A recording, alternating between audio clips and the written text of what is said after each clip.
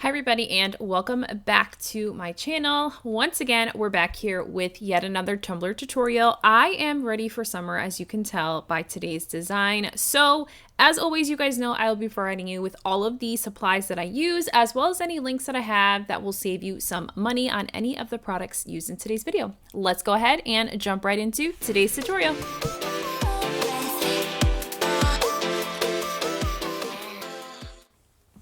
All right, so I am starting by showing you most of the products we're going to be using today. We are going to use some vinyl as well that's not pictured, but we'll get to that once we get to, of course, the Cricut Design Space portion of today's tutorial. So the first thing that I'm going to do is I'm going to prep my tumbler. So this is a 30-ounce straight from Craft Haven. I don't know that they sell this style anymore, but you can grab these from Hog, you can grab them from Maker Flow. This style of cup is very popular at most tumbler supply, vendors. So of course we're going to start by scuffing up the surface of this cup. We're just going to remove that, shiny coating off of the tumbler. This is going to allow our paint and glitter and resin and everything to stick to our tumbler.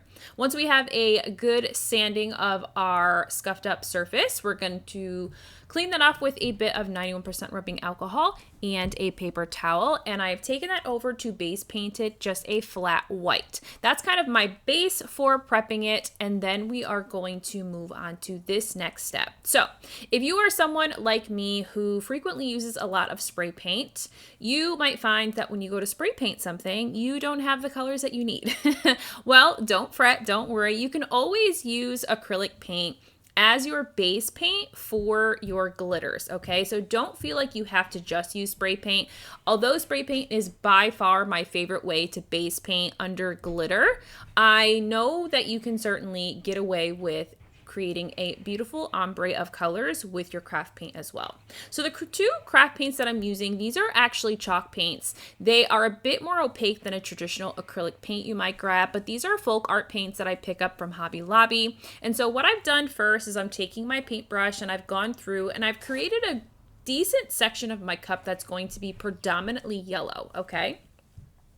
I'm going to leave that wet. I'm not going to let that dry, and we'll move on to starting the pink section. So what I want to do first is establish where my colors are going to be the most dominant, right? So where I'm going to have the most pink and where I'm going to have the most yellow. So I'm going to continue to paint my cup with this pink, going up pretty close to just about where it meets the yellow, but you are going to see that I'm going to leave a gap in between where the yellow and the pink meet. That way we'll be able to establish a nice blend of both colors together.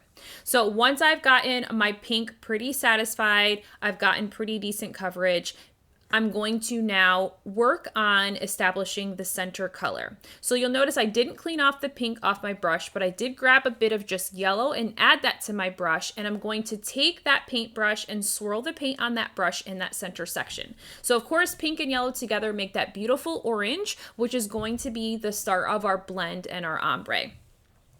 So once I'm done with establishing that essential, middle color, I'm going to go back in, clean my brush off, and I'll go back and add just predominantly yellow into that center section. The key here is to ensure that your cup and the paint on your cup is still wet, because that's how you're really going to be able to blend things. If you allow your paint to dry, you're not going to be able to get a blend unless you mix those two colors on a piece of paper and then go back and mix them on your cup. But really, that's just creating more work for yourself. So I'm happy with the way that my yellow is blending into my pink. I'm now going to go back and add a bit more pink to the bottom, kind of where the blend happens towards into the pink, and then I'll be pretty satisfied. So normally if this was going to be just a strictly paint cup, I would go in and do a second coat after the first coat dries, so there isn't any of the white cup showing underneath. But since we're going to be covering with this with glitter, I don't really need to go in and do a second coat. I'm pretty satisfied, and we'll just let that sit to dry. So 20 minutes later, we're going to go ahead and add our coat of glitter. So today for fun, I thought it would be fun, now that the weather is starting to get nicer, to show you another way to glitter your cups. So if you're like me and you prefer to use the epoxy method, glitter application, and Mod Podge is literally evil glue, another way that you can get your cups glittered is to use UV resin, okay? So I've taken my UV resin that I have in a huge batch and bottle here, and I've added just a bit of resin to my cup, and I'm gonna spread that on thin just like I would for the epoxy method, okay? But what I love about this is this much more mimics how I'm able to work with epoxy when I'm adding glitter versus having to work so quickly to create an ombre when I'm using something like Mod Podge, okay? So I'm gonna start with the first color. This is Bailey from Peachy Olive Glitters. This is a super chunk neon pink. And we're gonna go ahead and really just create that landscape of where the pink is going to be, blending a bit and letting some of those stray glitters get into that yellow section as well.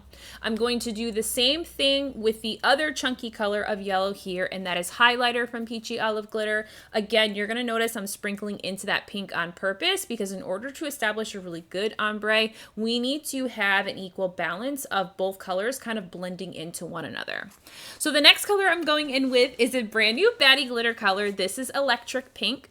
So Electric Pink is going to go directly over Bailey, and this is really going to help cover up the most of that UV resin that's under there and really help to start the blend into our yellow, okay? So as I move towards the center, I will back up my cup of glitter a little bit to ensure that I am not going too heavy-handed in those sections and creating too much pink in that section. I want to create a nice balance, so I'm going to move the glitter away from the cup and let it just kind of cascade down into that section, okay? Same thing with that bright yellow, which is also another baddie glitter color. And then just to finish things off, I'm going to go back in with Electric Pink just to really finish off any coverage that needed to happen in that section on the bottom and really finish off that ombre here. So this is the final look of the ombre we've created with these 4 colors. I'll tap off the excess here. You also could roll your cup in parchment paper if you have anything sticking up. But now we're going to go ahead and cure this under our UV lamp. So I did cure it in 4 cycles, including the bottom, for 120 seconds each. Okay, so just kind of rotating my cup underneath. And alternatively, because I did, of course, do this at night instead of during the day where the sun is out, but if you are someone who wants to be able to glitter a bunch of cups with UV resin, the quickest way to cure your cups with UV resin and the glitter application is put them outside.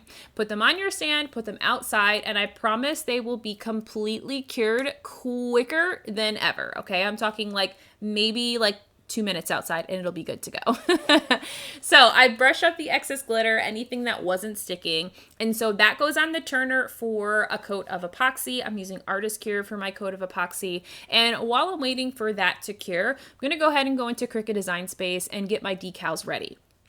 So most of these decals I found just from the image tab in Cricut, but alternatively, you can certainly find all of these images on somewhere like Etsy or find them on Creative Fabrica.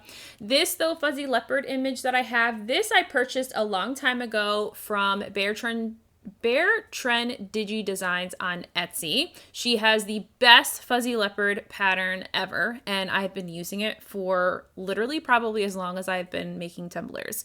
But I grabbed this layered fuzzy leopard from my uploads, and I'm going to size this to fit a huge 12 by 12 sheet. So I always size these to be 11.5 inches wide, and that will give me some really large leopard prints, which is exactly what I want for this cup, okay? I am then also going to change the color of the leopard prints to be pink with an overlay of white. The trees I did end up changing to a green because when I looked at the vinyl that I was going to use for the pink up against the cup, I realized that that really wasn't going to be the best match. It was going to blend too much. So I decided to go rogue and go green to just add to all of the bright neon colors we have going on with this cup. So my cup has got only 1 coat of epoxy. I did about 40 mLs of epoxy on this cup while it was on the turner. But that being said, I definitely could have used another coat. But I decided that because I was running out of time, as per usual, it is for me, I feel like some weeks when it comes to working on videos, I needed to do a bit more sanding because I need a smooth cup in order to really be able to apply all of my vinyl to. So I did spend extra time here using my 60 grit sanding block to really sand down any sticking up glitter, and then followed up with a 100 grit sanding block, a finer cut, to smooth everything out so that there wouldn't be able to see any of those bumps or scratches now that we've scuffed up the surface again under the decals we'll be placing. So I've cut all of my decals from Cricut. I have them all weeded, and we're gonna go ahead and get ready to get these applied, of course. So I'm going to use my cute little stand here from Kelbell Custom. I absolutely love these. It makes it so easy to get my decals on straight. It makes it easy for me to make sure that my decal is going on straight, because I'm someone who, if I have my cup laying flat on the table, sometimes I have to like physically stand up and over my cup in order to ensure that the cup or the decal is going to go on straight. So we're going to go ahead and apply this Float Drink Tan Repeat Decal. This is from my website. You can shop these decals at LiciaBCreative.com. This is a UV DTF, so we're going to use the squeegee just to make sure that that decal is placed and is sticking to the cup, and then remove the transfer right over top of this. So we've got that part finished, and now it's time to add our other decals. So originally I was gonna make this just a super simple and like cute ombre with this decal and call it a day, but you guys know me, I'm like super extra. I can't even remember the last time I've really made a simple cup. Like I just don't think it's in my DNA to make simple cups. So of course we're gonna add some more summer-esque elements to really pull this all together. So although I printed 2 palm tree sets here, I decided that I'm only going to do one of them because I forget that this has a taper to the cup, so I wouldn't be able to fit both of them on there without them overlapping around the other side since I cut them to be much larger decals. So I'm only going to use one of the double palm trees to add to this cup here, but we're going to add that kind of just slightly off-centered of the center decal. And this was just using some Cricut Holographic vinyl, the ones that come in like the bundle of like 3 or 4 different colors. I love to grab these when they're on sale at Michael's. They do go on sale, at least at my Michael's, it seems like pretty frequently. But these colors I'm always gravitating towards when it comes to creating summer designs.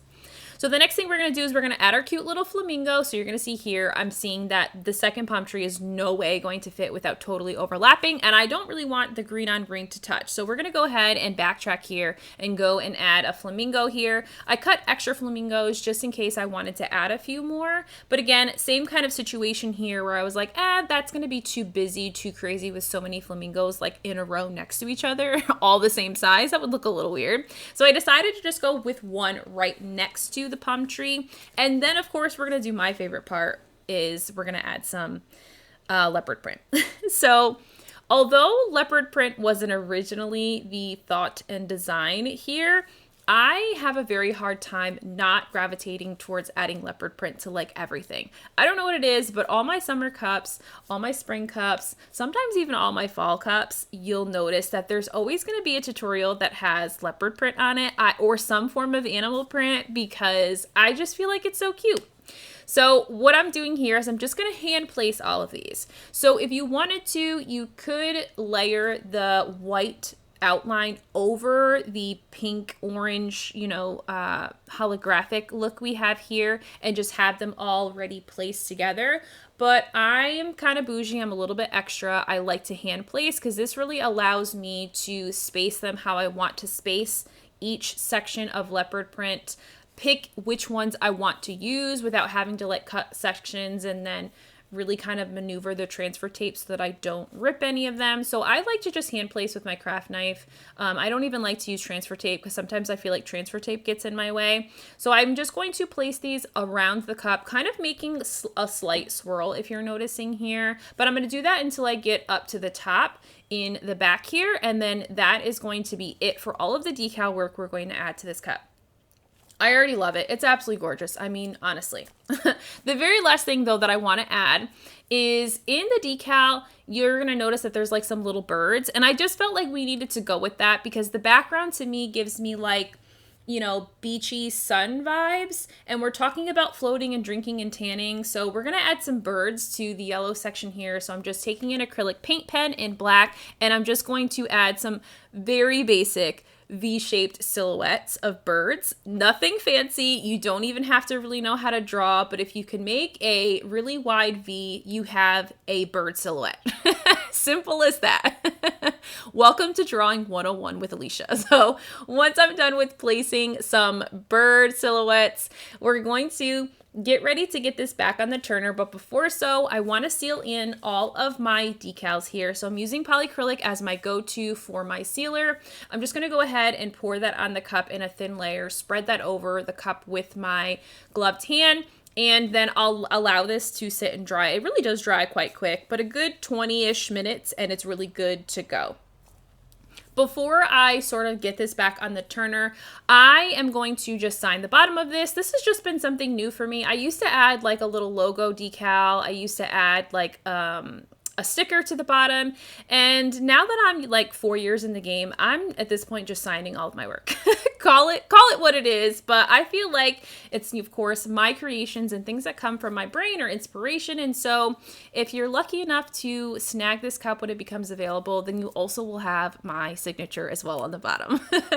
So now back on the turner, now that the cup is dry, and I have mixed up a really large batch of Flynn's Sister Supply Shop Artist Care. I am, of course, epoxying other cups, which is why I have so much. But we're going to go ahead and get this, of course, fully mixed a good 5 to 6 minutes with Artist Care, warming up part A. That's going to be the key to making sure that this is thinned out enough for you to spread and not feeling like you are really spreading on a really thick viscosity epoxy.